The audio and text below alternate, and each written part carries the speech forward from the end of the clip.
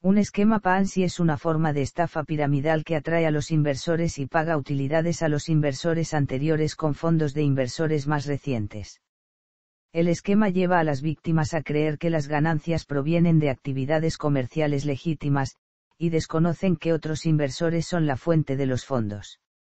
Un esquema Ponzi puede mantener la ilusión de un negocio sustentable siempre que los nuevos inversores contribuyan con nuevos fondos, y siempre que la mayoría de los inversores no exijan el reembolso total y sigan creyendo en los activos inexistentes que supuestamente poseen.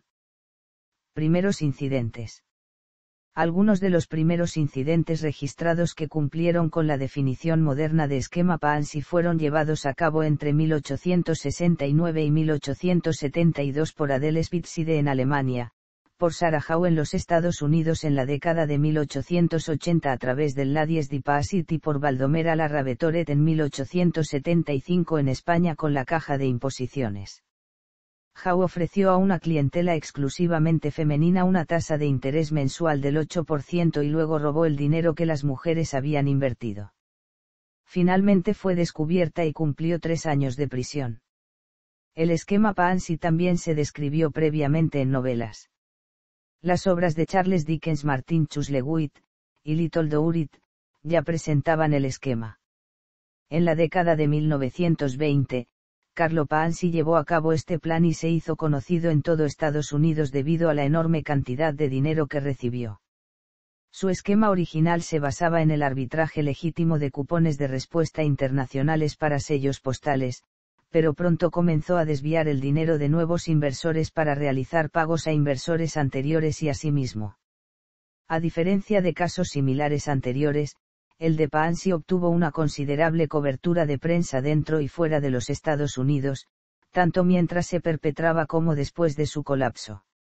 Esta notoriedad causó que este esquema finalmente llevara su nombre. Características. Por lo general, los esquemas Ponzi requieren una inversión inicial y prometen rendimientos superiores al promedio. Usan disfraces verbales vagos como contratos de futuros, programas de inversión de alto rendimiento o inversión offshore para describir su estrategia de ingresos. Es común que el operador se aproveche de la falta de conocimiento o competencia de los inversores, o en ocasiones afirme que utiliza una estrategia de inversión secreta y patentada para evitar dar información sobre el esquema. La premisa básica de un esquema Ponzi es robar a Pedro para pagarle a Pablo. Inicialmente, el operador paga altos rendimientos para atraer inversores y atraer a los inversores actuales a invertir más dinero. Cuando otros inversores comienzan a participar, comienza un efecto de cascada. El intrigante paga un retorno a los inversores iniciales de las inversiones de los nuevos participantes, en lugar de las ganancias genuinas. A menudo, los altos rendimientos animan a los inversores a dejar su dinero en el esquema, de modo que el operador no tenga que pagar mucho a los inversores. El operador simplemente envía declaraciones mostrando cuánto ha ganado, lo que mantiene el engaño de que el esquema es una inversión con altos rendimientos. Los inversores dentro de un esquema Ponzi pueden incluso enfrentar dificultades al intentar sacar su dinero de la inversión. Los operadores también intentan minimizar los retiros ofreciendo nuevos planes a los inversores en los que no se puede retirar dinero durante un cierto periodo de tiempo a cambio de mayores rendimientos. El operador ve nuevos flujos de efectivo ya que los inversores no pueden transferir dinero. Si algunos inversores desean retirar su dinero de acuerdo con los términos permitidos, sus solicitudes generalmente se procesan rápidamente, lo que da la ilusión a todos los demás inversores de que el fondo es solvente y financieramente sólido. Los esquemas Ponzi a veces comienzan como vehículos de inversión legítimos, como los fondos de cobertura que pueden degenerar fácilmente en un esquema tipo Ponzi si pierden dinero inesperadamente o no obtienen legítimamente los retornos esperados. Los operadores fabrican declaraciones falsas o producen informes de auditoría fraudulentos en lugar de admitir que no cumplen con las expectativas, y la operación se considera un esquema Ponzi. Una amplia variedad de vehículos y estrategias de inversión, generalmente legítimos, se han convertido en la base de los esquemas Ponzi. Por ejemplo, Allen Stanford utilizó certificados de depósito bancarios para defraudar a decenas de miles de personas. Los certificados de depósito suelen ser instrumentos asegurados y de bajo riesgo, pero los certificados de depósito de Stanford eran fraudulentos. Historia. Aunque varios sistemas similares ya existieron anteriormente, el nombre de este plan procede del estafador italiano Carlo Paanzi y de la estafa que realizó en los años 1920, que alcanzó mayor repercusión que otras estafas parecidas del pasado. Carlo Paanzi era un emigrante italiano que llegó a Estados Unidos alrededor de la década de 1920. De muy bajos recursos como la mayor parte de inmigrantes que llegaban a dicho país, al poco tiempo descubrió, gracias a un correo que recibió de Italia, que los cupones de respuesta internacional de correo se podían vender en Estados Unidos más caros que en el extranjero, por lo que el tipo de cambio terminaría por producir ganancias. Así que se esparció el rumor, muchos decidieron no quedarse fuera del negocio y apoyaron a Paanzi con capital.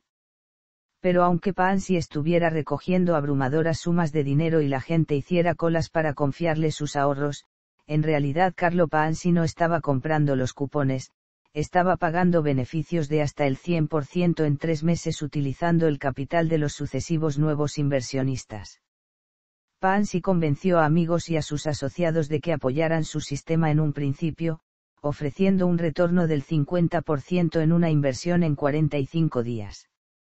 Algunas personas invirtieron y luego obtuvieron lo prometido en el lapso que se había acordado. La noticia se empezó a esparcir, y el promedio de inversiones comenzó a crecer. Paanzi contrató agentes y pagó generosas comisiones por cada dólar que pudieran traer. En febrero de 1920, Paanzi obtuvo unos USD $5.000, equivalentes a USD $65.000 actuales. En marzo ya tenía unos USD $30.000. La histeria masiva se estaba construyendo y Paanzi comenzó a expandirse a Nueva Inglaterra y Nueva Jersey. En su tiempo los que invertían obtenían grandes beneficios, y estos inversores pasaban la palabra y motivaban a otros a invertir. Ya para mayo de 1920 había logrado recaudar unos $420.000.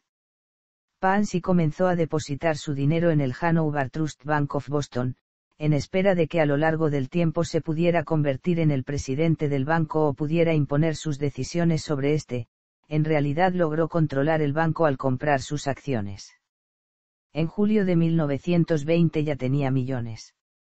Muchas personas vendían o hipotecaban sus casas con la esperanza de lograr altos intereses. El día 26 de julio gran parte del plan comenzó a hundirse después de que el Boston Post cuestionara las prácticas de la empresa de Paanzi. Finalmente la empresa fue intervenida por el Estado, que detuvo todas las nuevas captaciones de dinero.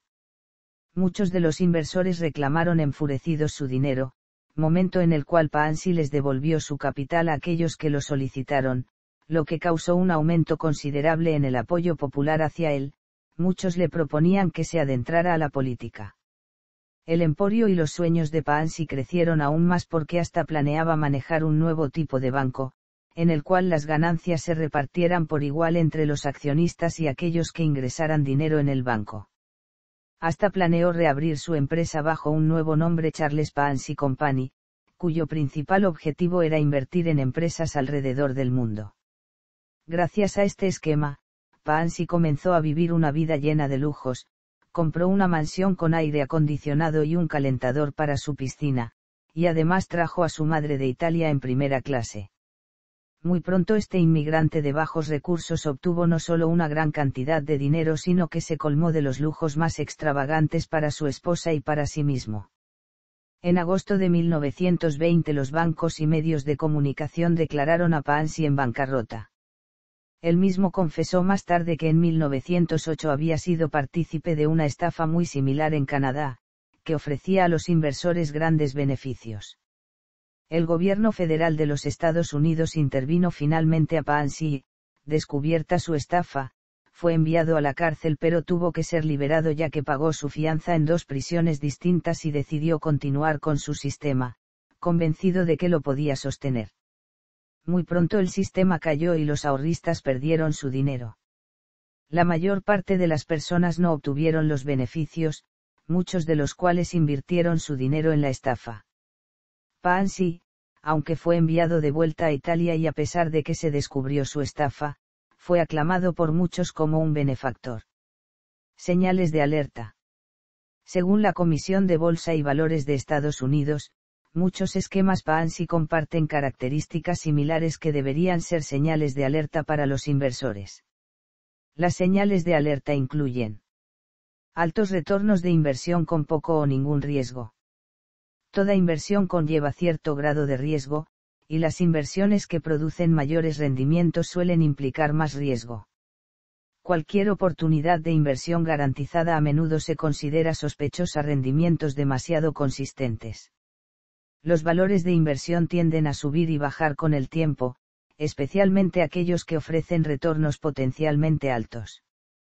Una inversión que continúa generando rendimientos positivos regulares independientemente de las condiciones generales del mercado se considera sospechosa. Inversiones no registradas. Los esquemas Ponzi generalmente involucran inversiones que no han sido registradas con la Comisión de Valores o con los reguladores estatales. El registro es importante porque proporciona a los inversores acceso a información clave sobre la gestión, los productos, los servicios y las finanzas de la empresa vendedores sin licencia. Las leyes de valores federales y estatales requieren que los profesionales de la inversión y sus empresas tengan licencia o estén registrados. La mayoría de los esquemas Ponzi involucran a personas sin licencia o empresas no registradas. Las pocas excepciones generalmente son los vehículos de inversión antes mencionados que comenzaron como operaciones legítimas pero no obtuvieron los rendimientos esperados, estrategias secretas o complejas. Inversiones que no se entienden o no dan información completa, problemas con el papeleo. Se dan excusas con respecto a por qué los clientes no pueden revisar la información por escrito sobre una inversión. Además, los errores e inconsistencias en el estado de cuenta son con frecuencia señales de que los fondos no se están invirtiendo según lo prometido, dificultad para recibir pagos. Los clientes no pueden recibir un pago o tienen dificultades para cobrar sus inversiones. Los promotores del esquema Ponzi animan habitualmente a los participantes a reinvertir las inversiones y, a veces, prometen rendimientos aún mayores sobre la cantidad reinvertida. La empresa no se encuentra registrada y controlada ante un ente regulador, como lo son la Securities and Exchange Commission de Estados Unidos, Comisión Nacional Bancaria y de Valores de México, CNMV de España, la Comisión Nacional de Valores de Argentina y la Superintendencia Financiera en Colombia. Falta de una auditoría de confianza. Las operaciones o bien no son auditadas o lo son por una oficina que no está correctamente certificada o calificada para realizar este tipo de tareas. ¿Qué sí que no es un esquema Ponzi? Un esquema piramidal es una forma de fraude similar en cierta forma a una trama Ponzi, basada como éste en la desconfianza en la realidad financiera, e incluyendo una tasa de retorno extremadamente alta. Sin embargo, varias características distinguen las tramas piramidales de las tramas Ponzi. En un esquema Ponzi, el maquinador actúa como un punto central para las víctimas, interactuando con todas ellas directamente. En una trama piramidal, quienes reclutan participantes adicionales se benefician directamente. Un esquema Ponzi declara basarse en algún método confidencial de inversión, conexiones con grupos que poseen información privilegiada, etc., y usualmente atrae a inversionistas adinerados. La trama piramidal declara explícitamente que el nuevo dinero será la fuente de pago para las inversiones iniciales. El esquema de pirámide está destinado a colapsar rápidamente, simplemente por causa de la demanda de incrementos exponenciales en el número de participantes para sostenerlo.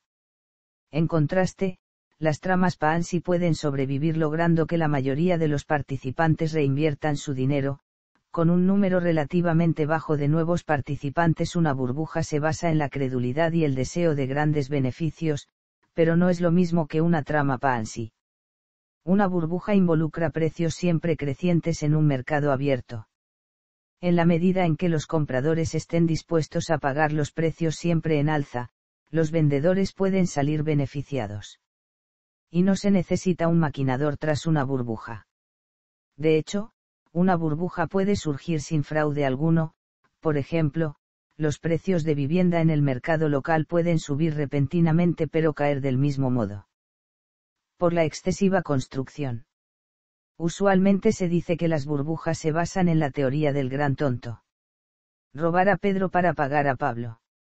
Cuando las deudas han vencido y no hay dinero con que pagarlas, ya sea por causa de la mala suerte o robo deliberado, los deudores usualmente hacen sus pagos pidiendo prestado o robando de otros fondos. Esto no se considera un esquema Ponzi, por el hecho básico de que no hay indicios de que al prestamista le fueran prometidas altas tasas de retorno bajo la afirmación de inversiones financieras inusuales. Tampoco hay indicios de que quien solicita el préstamo incremente la cantidad del préstamo para cubrir pagos a los inversionistas iniciales.